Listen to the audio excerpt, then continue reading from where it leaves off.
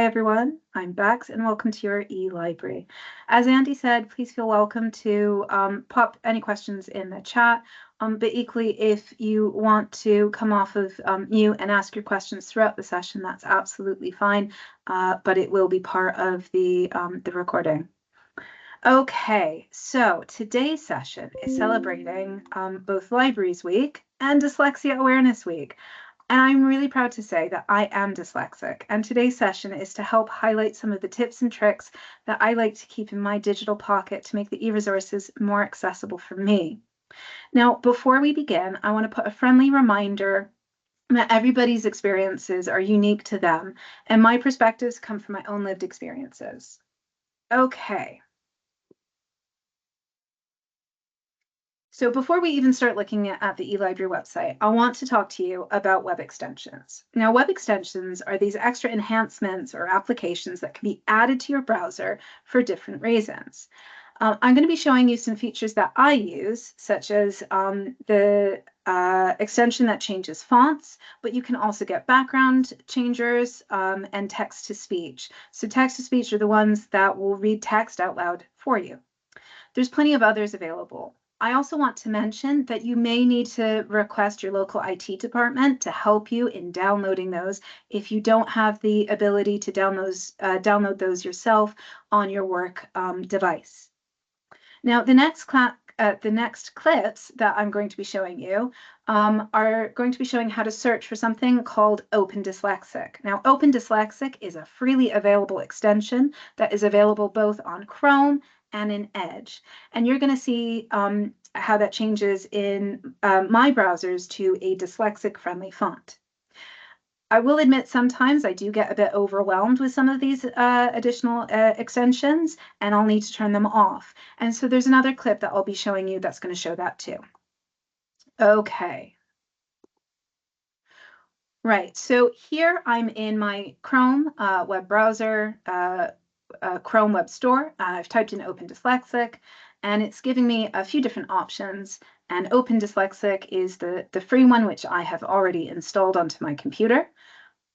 And it will give me an overview about the particular extension I'm looking at. And you can also see a rating to see if that one is suitable for you. As I said, Open Dyslexic is a free extension on both of them. Here I'm in Edge, and I'm looking for Open Dyslexic on this browser as well. And again, I already have this installed on my browser, and it just looks a little bit different. And that's essentially how I would go about looking for those extensions in my my browser stores. Okay.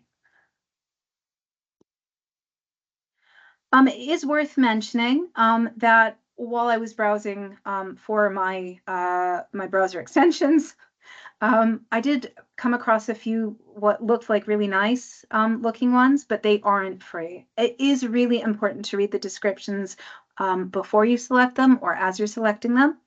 So active in my browsers, I currently have font changers, text-to-speech, and a background changer, and all of those are freely available for me. Of course, please refer to your organization's policies and procedures about requesting accessibility support tools and how they are provided to you within your organization. Today's session is to highlight the tools that are freely available or are pre-existing within the e-resources. And as I mentioned, sometimes if I'm struggling myself, I might need to turn the extensions off, and it's really, really easy to do once it's downloaded. So there's usually a toggle, and you can turn it on and off, and it changes it in real time. Okay, are there any questions about the browser extensions before I move on? Wicked. Okay, so we've got our browser extensions already, and now we're about to hop over to the e-Library. A link to the e-Library website will be put in the chat for the session as well, but you're welcome to follow along from here. Okay, Now, I usually work from home and I don't usually use the NHS Wales network to access the e-resources. So if you're not using the e-resources from a hospital site, this is really where you want to be starting as your first step. This allows me to sign in, and it means that if I do this first, I don't have to worry about forgetting that amongst all the other brain clutter when I'm wanting to focus on why I'm here. So this is the very first step that I like to take so I can clear that cache data and get on with the rest of my searching day. So I press sign in here, and that will lead me to this login screen. Now, this login screen is specific to NHS Wales users, which is why we recommend that you press the sign in there. As other sign in screens, you might have to remember the process of pulling this up. But you can see the e-Library logo is already there. So we've taken out a lot of those unnecessary steps for you, which is why I like to start here.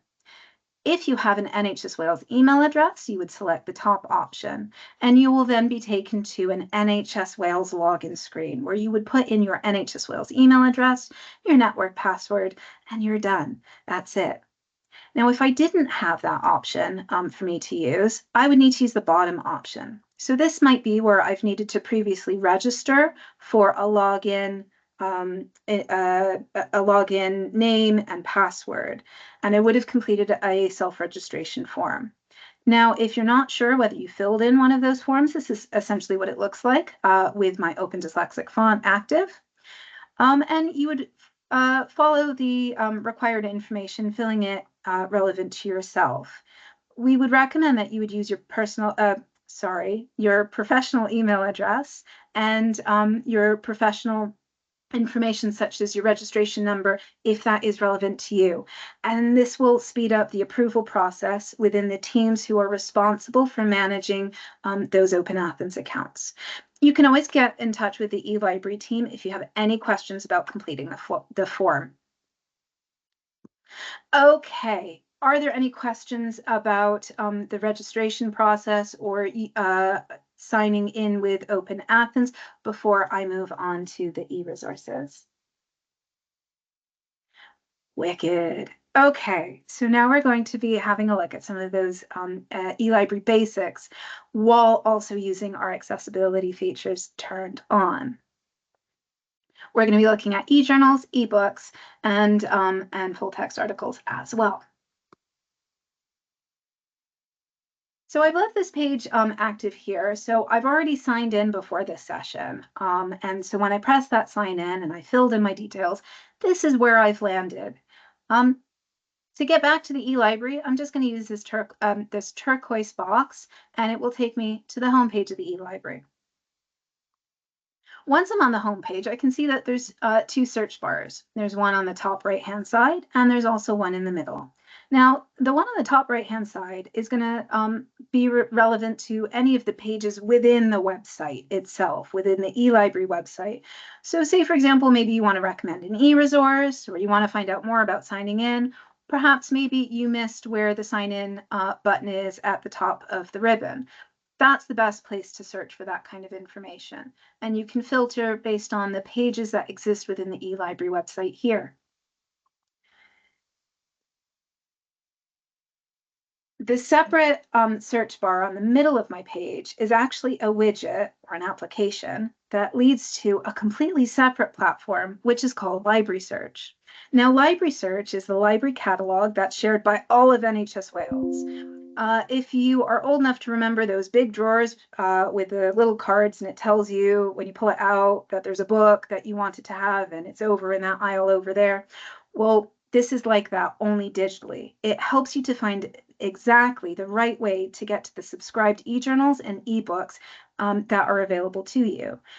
There may be other methods that you might want to look for e-journals and e-books, but those may cause you to hit paywalls for content that we already pay for. So it really is worth starting from here. Now, this will allow me to search for anything I might have access to. And so maybe I want to search for a topic about neurodiversity. I might want to look at ebooks, e-journals, articles. I don't care. I just want to see what's on offer here. So I can start using this particular search bar. Now, when I actually did that beforehand and I only searched for neurodiversity, it gave me a lot of content. So I'm going to show you how you can cut a little bit of a corner here. So I've actually typed in the word neurodiver, which neurodiversity and neurodivergent both start the same way. And I've actually put a little asterisk here, which is my little shortcut. Now, in library lingo, this is called truncation, but essentially it allows me to search for more than one idea at the same time within the word. I'm sure any librarians that are also observing this might not necessarily agree with my layperson explanation of this, and I totally understand, but that's the way I remember it, that this is my helpful tool to truncate it or to have my little asterisks there so I can capture both ideas at the same time. I also don't want to really be looking at children. I don't really want to be looking at maybe older people. What's relevant to me? I really care about neurodiversity at work. So I've also added a little bit of extra text there to help me just isolate any extra brain clutter I don't really care about for this particular search. So once I do that, I can press search. Now, if I wanted to have the search on ebooks, I could filter it through that way. And I could also go to e-journals. But again, I don't really know whether I want to be looking for articles. I just want to look at everything all at the same time. So I'm going to press the search button here. And when I do that, it's going to take me to library search. Oh, it has taken me an extra step that I forgot to undo. There we go. So you can see it's pulled through neurodiversity at work, which was my search term that I used on my previous page.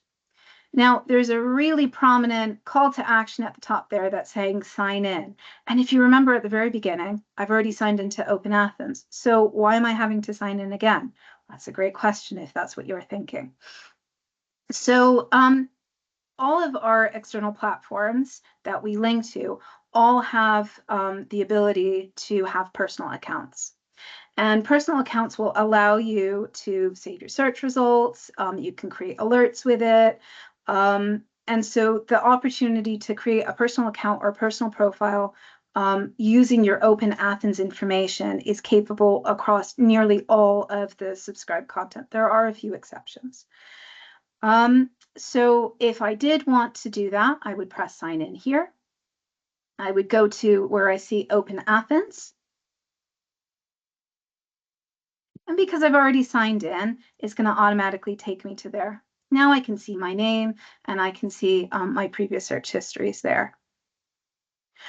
I'm not looking at any articles yet, but before I do, can I just check if there's any questions up to now that might need some answers or support? Yes, there is one question. There's two, actually. One is if someone needed to do, let's say, a literature review, is there someone who would there be there to guide us, and how do we get in contact with you?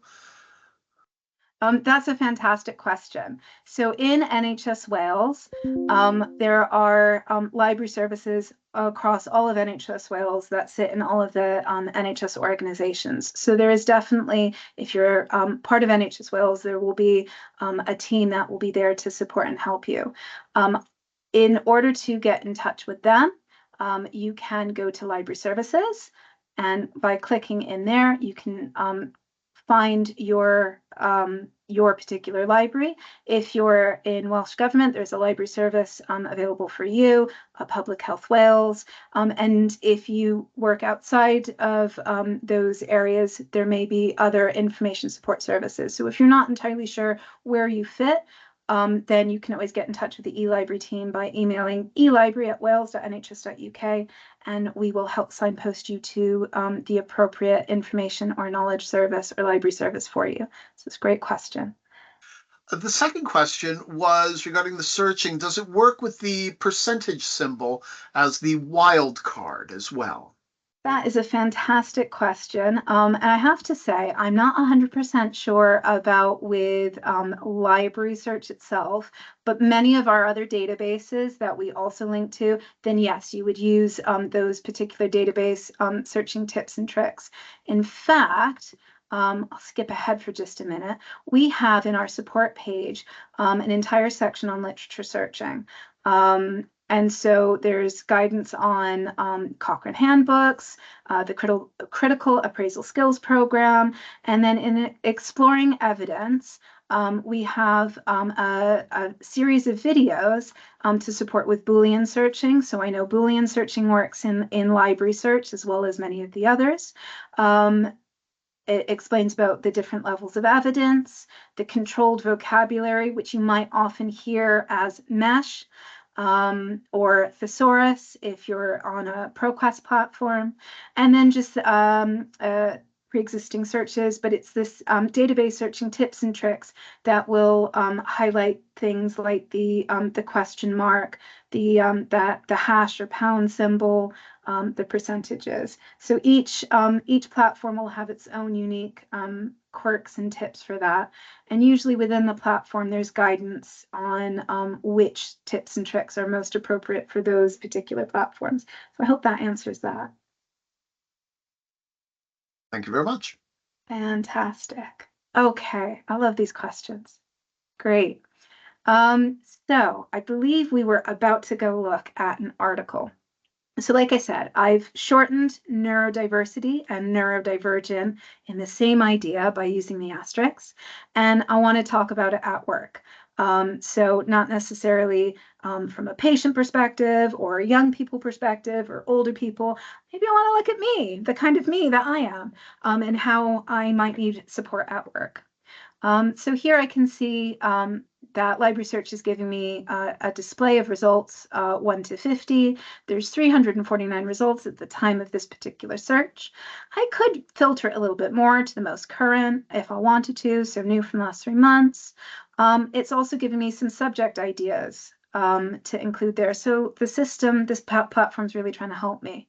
But again, I'm not really looking at the article. I'm not reading anything yet. So here, we're going to pick this one here. So physical workplace adjustment to support neurodivergent workers, a systematic review. I can see the authors here, and I can see I have the option for full text. So once I click into the full text, I'm essentially, it's that card that, you know, you would pull out and you go, oh, where do I need to go find it? That's what I'm looking at here. The fun part about it being digital is that you have these additional widget buttons up at the top. And the ones that I tend to use the most are my citation widget, which if I'm on a course or I need to remember this as a reference, I can alter this as I need to, and I would copy it. I'd probably put it in a Word document or maybe an Excel spreadsheet if I don't have a reference management software available to me. So like the most basic version might just be Excel or Word. Again, I'm thinking from a freely available, although there are freely available reference management tools available to you as well.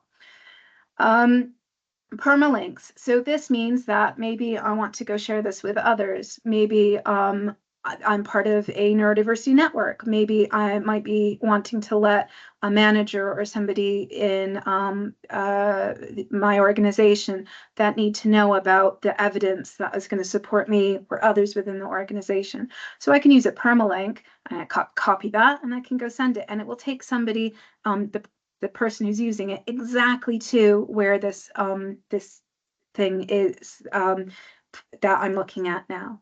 I can also email it.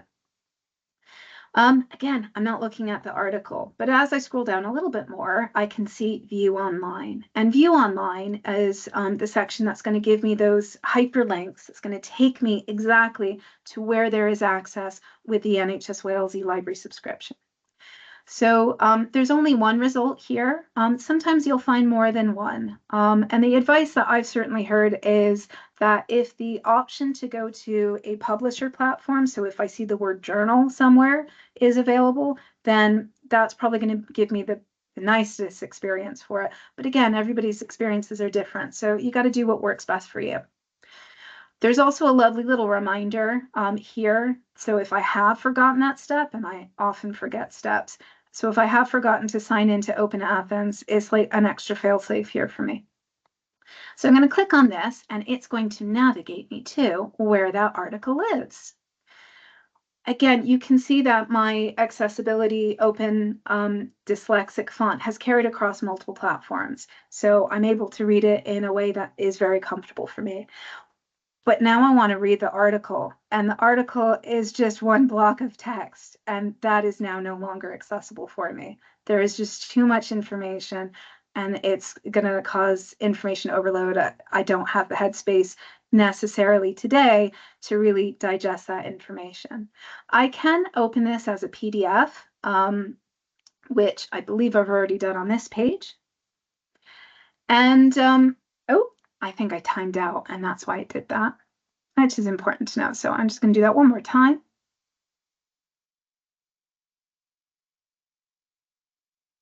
If for any reason it continued not to load, I would want to report this directly to either my library service or the e-library team. Please don't feel that any issues are that you're just not getting it. It really helps us to fix any technical issues as promptly as possible, as long as we know that they're happening.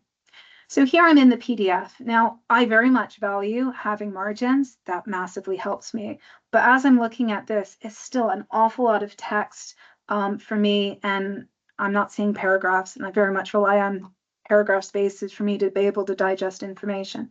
So what I can do is I can use my text-to-speech reader that I have here, and hopefully this will work for you too. Neurodivergence is an umbrella term for various condi, attention deficit of the population. Sensory difficulties and overload are place adjustments for neurodivergent workers, such as practice, yet their utility remains unsubstantiated. So I'm hoping that my text-to-speech reader has been audible to yourselves. The voice that I have currently on here is a little bit slow for me. I'm still working out what works best for me, but I can adjust those settings. And generally speaking, when I use my read aloud extension, it remembers what my preferences were for last time. I also really like that it highlights the text that it's saying so I can follow along. Right. So before I move away from the PDF and the reading aloud functionality of the article, are there any questions there? Or am I okay to move on to other types of resources? Wicked. Okay. So we briefly touched on ebooks here. So ebooks, you can get to ebooks from the original homepage, which I showed you. But we also have a separate area that just kind of filters out the extra noise. So I might not be interested in e-journals. I might not be interested in full text articles. I want a book. I want an ebook. And so we've put this section within the e-library just to help make it a bit easier when you're doing your searching. So in this case, I've actually typed in the word study skills because that might be a reason why I want to be using ebooks. You know, the right tool for the right purpose. So I've typed that in and I'm going to press search. And the search results that we're going to see here are, again, I cheated. I've already selected it and forgot to undo it. Apologies. So when I do a search for study skills, I actually get 67 results. And again, it's filtering to sets of 50. This looks different from the original search that I did before, in the sense that now I can see book, book, book, whereas when I was over here, it was article, article, article. So I can see the different types of resources within library search for me. Right, so the ebook that I wanted to show you was this one here. So study skills for master level students, a reflective approach for health and social care. So I'm going to access online again. And again, maybe I've used this for my master's, I don't know. I have the citation option there. Again, the catalog card is going to tell me where I'm going to be accessing it. And here I can see there's some slightly different information, not just about Open Athens, but some useful guidance if I wanted to download the ebook chapters. But what I'm going to be showing you is definitely looking at the ebook itself without necessarily needing to download it.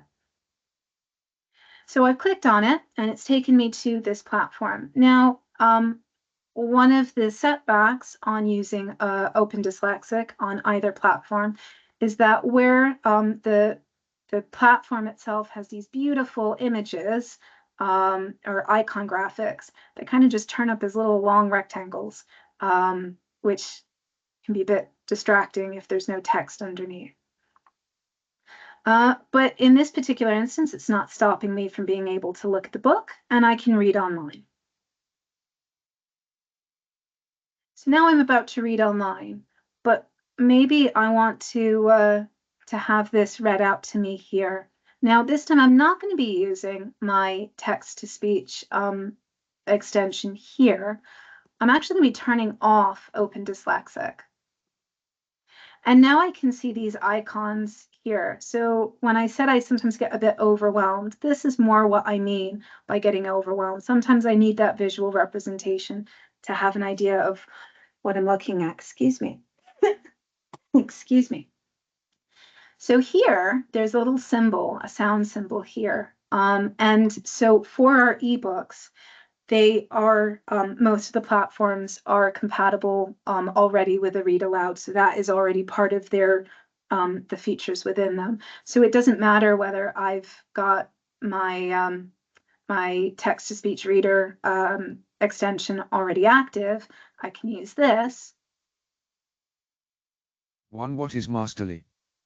This chapter covers the following key issues: the opportunities that master's level study offers students, consideration of the issues master's level students face during their studies, types of...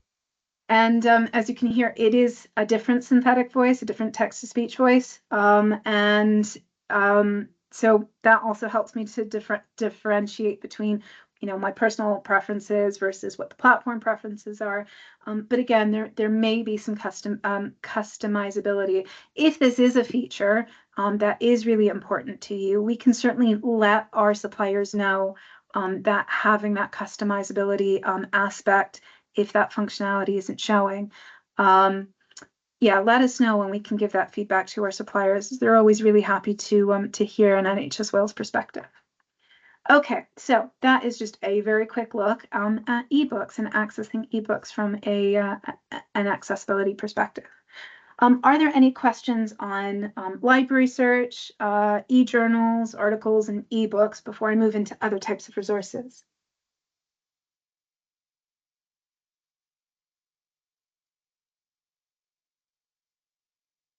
Nope, we're good to go. Oh, I'm really sorry. The person who's speaking, your sound isn't coming through, I'm afraid. Can you hear me now? I can, yes. Yeah, thank you. Thank you for everything.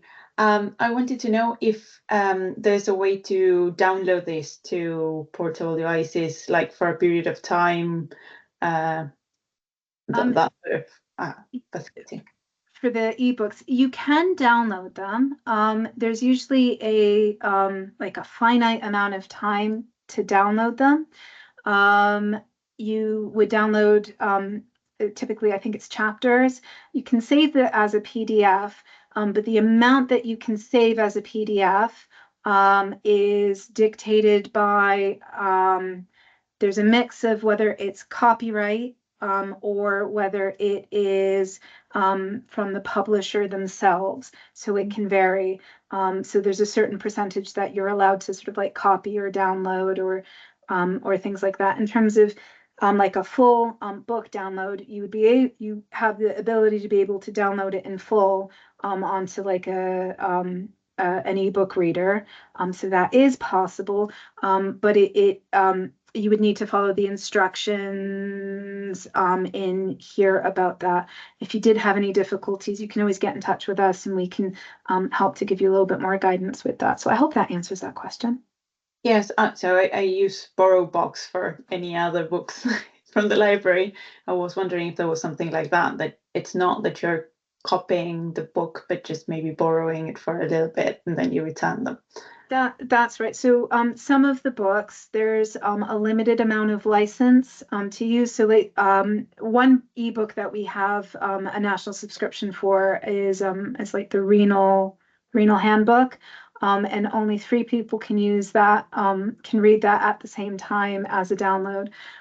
So books like that might have a really short, like take it off the shelf version amount versus others that might have an unlimited amount. So it might vary for title to title, but that capability is certainly there. Thank you. Great question. Love it. Cool. Okay, so now we're going to hop over to other types of resources. So we've started from the home page. Well, technically we started at sign in, but then we went to the home page, and now we're starting to look at the resources. And as I hover over the resources from the top ribbon, it actually shows me all the options that are currently available to me for e-resources. And we're going to start with databases. So databases are very much the bread and butter of the e-library. We have a lot of databases. Some are free, some are subscribed, and we're actually in the process at the time of this recording, we're in the process of doing a bit of a glow up to this particular area of the e-library. So in the coming weeks, you'll see it starting to look a little bit different. But ultimately, to find out what's sort of the name versus what's on the tin, if you didn't quite know what was in the British nursing database, you would press the plus or the minus symbol, and it would give you a short description as well as the access link to that. Now, if literature searching is not a skill set that you feel very confident about, as I said, in our support area, we do have guidance on literature searching. So we've, as I mentioned before, we've got the Cochrane handbooks, CASP, and we also regularly run a finding information literature searching webinar that demonstrates how to construct a question and then search it within one of the databases, which is mostly Medline, but we also sometimes demonstrate some of the other ones. So you can get to that there. And then you can also take courses as well on literature searching. So anybody's welcome to do that. This literature searching course is managed by NHS England, and you can have a look at that there. So that's about literature searching and exploring evidence. I'm just gonna move that because I can't see where I am. That was exploring evidence. I think the next thing I was gonna look at was, I will remove some of these. There we go. Right, so I just wanted to show some other types of e-resources that might not necessarily get the same amount of exposure as databases, ebooks, and e-journals. So I want to highlight evidence summaries to everybody today, because I actually find them really, really helpful when I want to find out some background information. Instead of going to Populapedias or doing a wild Google search on certain concepts, I might choose to go into evidence summaries. So the evidence summaries that we subscribe to are BMJ Best Practice and Clinical Key. They all have their own sort of additional features within them that make them unique to them. So in BMJ Best Practice, there is something called a comorbidities manager, which allows consultants, well, not just consultants, anybody to look at multiple different conditions all at the same time, which is quite cool. And because it's a tool that it has nothing to do with the direct impact of a real life patient that you're not caring for. It means that you can play with it. So it's not directly linked to, somebody who's, really in intensive care. However, somebody in intensive care or somebody in A&E can also be using this resource to help with their decision-making process. And I'll show you what that looks like as well. And then Clinical Key is much the same. So I'll show you a little bit of that as well. So let's head over to, I'm just going to minimize that so I can, there we go. So I thought I would do a search on autism. And why I thought that would be useful is if, I'm sure you can imagine, if I did a quick search on Google for autism, there's a lot of misinformation that's available out there. Some of it is politicized, some of it is as I said, misinformation, outdated information, views that are no longer currently held. Whereas if I went into an evidence summary to understand the concept, then I can access patient information that is not in clinical jargon, that clinicians would pass to patients and their families. I can see when the summary was last reviewed and last updated. So I'm pretty confident that any information I'm reading about autism spectrum disorder is going to be as current as it possibly can be. So that is that there in terms of one of the reasons why I might want to have a look in BMJ best practice. And sorry, I'm just going to minimize this one so I can get to the next page. Oh, it's moved again. You can also browse by specialism within both BMJ best practice and clinical key. So if you are a clinical professional and you do want to be looking at the specialities, then this is another area to have a look at as you route in. When you search, you can search through what's called natural language.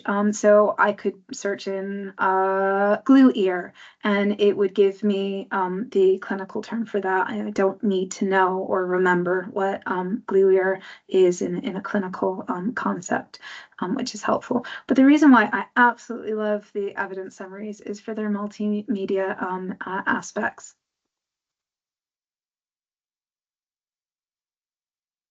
So these are the videos, and I absolutely love these videos because it actually helps me process information in a much easier digestible way.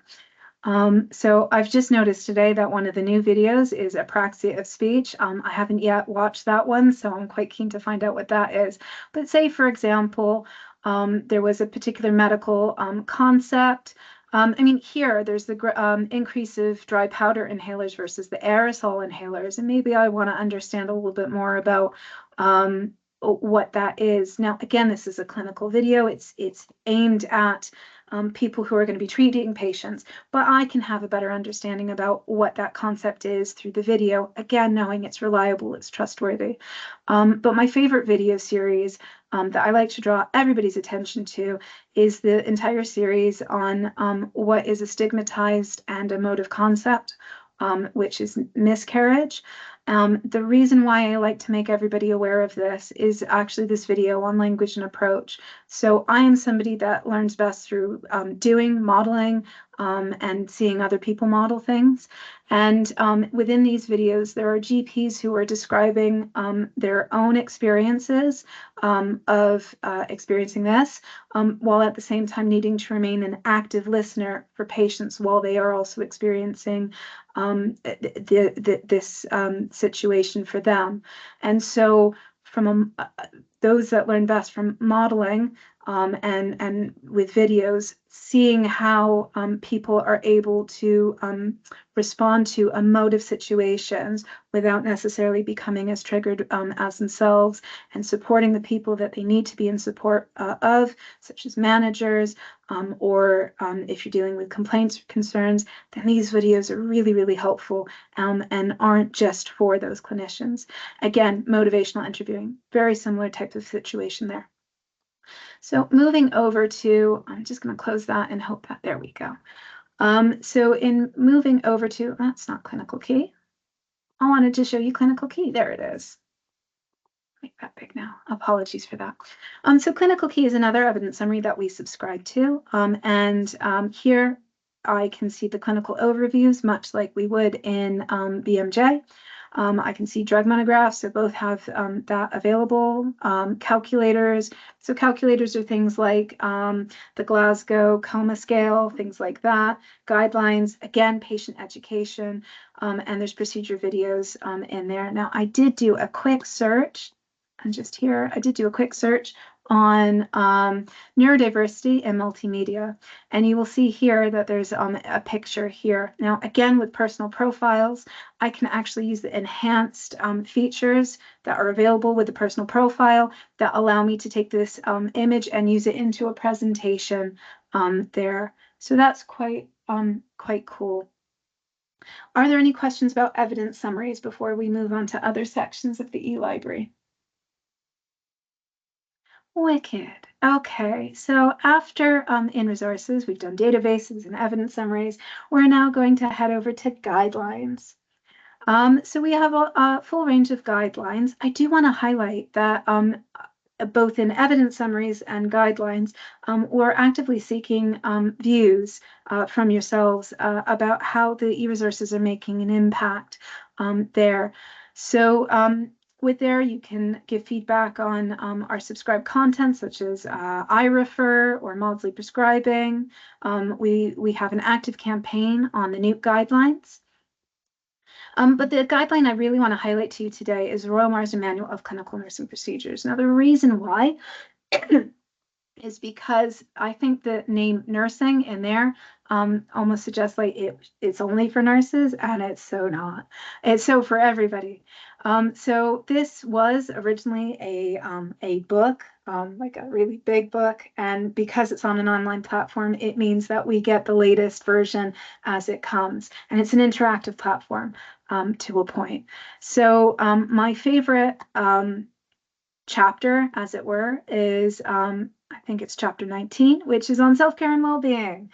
And certainly neurospicy individuals such as myself, self-care and well-being is really important because I certainly can get burnt out quite easily. I get overwhelmed really easily. And having reliable evidence-based information really makes me feel safe when I'm wanting to have a look at this information. So I can read about mindfulness, I can read about self-care and well-being, eating and drinking. I often forget to myself. subconscious prompt. And so again, this resource is written for nurses, but it is such a gem for anybody. And we would highly recommend anybody to consider using it in with the other evidences that you might be using. Also, there's a fantastic video available on appropriate hand washing. So maybe you want to make sure that your hand washing techniques are as hygienic as possible. You want to include some mindfulness there. You can have a look at the videos for that. I will also say that many of our e-resources can also help with revalidation and CPD. And so resources like Royal Marsden Manual and the evidence summaries can help you when that is something that you need to do. Often that might be a last minute thought for many individuals. Oh, I need to do this. My renewal is up. I got to get this done. So you don't need to add those extra stress and overwhelm onto yourself. Those resources are here to help you for that. Now, lastly, as we begin to start winding down, we're going to move on to medicines information. So this is a brand new page from this year that has been created to pull together all of the medicines information available within NHS Wales. So we've got our essentials. We have Medicines Complete, which is the medicines and drug tool, now available across NHS Wales with the 23 modules available. And you can use your Open Athens account to access those.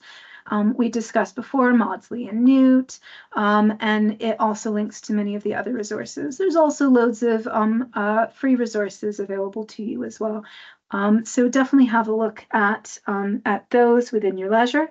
But again, we are actively seeking some feedback for some of the resources. So, there's NEWT again. So we would love to have your feedback for that. Right. Lastly, we're going to head over to e-learning. But before we do, can I just double check if there were any questions from evidence summaries, guidelines, or medicines information? All good. Wicked. Okay, so e-learning, which is one of my other favorite areas of the e-library. So we do have an active feedback survey for e-learning. We would love you to take part in. There's numerous e-learning opportunities available for you, but it's BMJ Learning I really want to highlight to you. So this is one of the subscribed resources that we make available to you. Now, this is one of the only resources where the need for a personal profile is really important. It's timed me out because I've talked too much today, I think. So I just need to reactivate my account from being timed out, I just want you to notice that I haven't needed to type in anything else. I just need to wake the system up a little bit because of the timeout. So here you can see what I'm currently learning in here. BMJ is definitely known for its clinical related topics. And yes, there are many, many clinical courses, clinical theme courses, again, to help with that revalidation, to help with that CPD. But I am not a clinician, and there's loads of e-learning here suitable for me. There's cultural communication, understanding unconscious bias, dealing with conflict, there's presentation skills, there's motivation, engaging others. So you can have a look at any of those. In fact, if you wanted to have a look at all of the non-clinical topics, you would scroll down to the bottom and have a look at their collections here. I mean, here you can see a lot of the clinical collections, so gynecology and primary care, pregnancy complications, and so forth. But again, you know, what's here for me? There's safeguarding. That's always really important to be aware of. And then non-clinical. So you can have a look at all of the non-clinical collections for quality improvement, well-being, study support, and many others. So it's definitely worth having a look. You know, no need to reinvent the wheel, no need to, you know, get frustrated on other learning platforms. These are available to anybody who is eligible to use the e-library. So that is the quick whistle-stop tour of the e-resources themselves and making them accessible. I do want to just mention many of the e-learning modules are not only just videos, they are interactive as well. So, you know, there's multiple ways to learn through the e-learning, which is fantastic.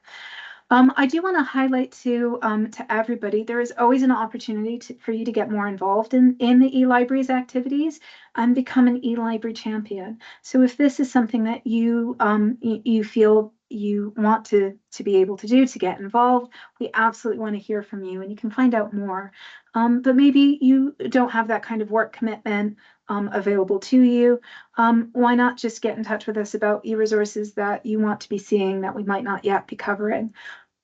Or perhaps you want to give us some feedback on the resources as well. And you can absolutely do that at any time. Lastly, as I said, if for any reason any of the resources are not working as expected, please don't suffer in silence. Let us know.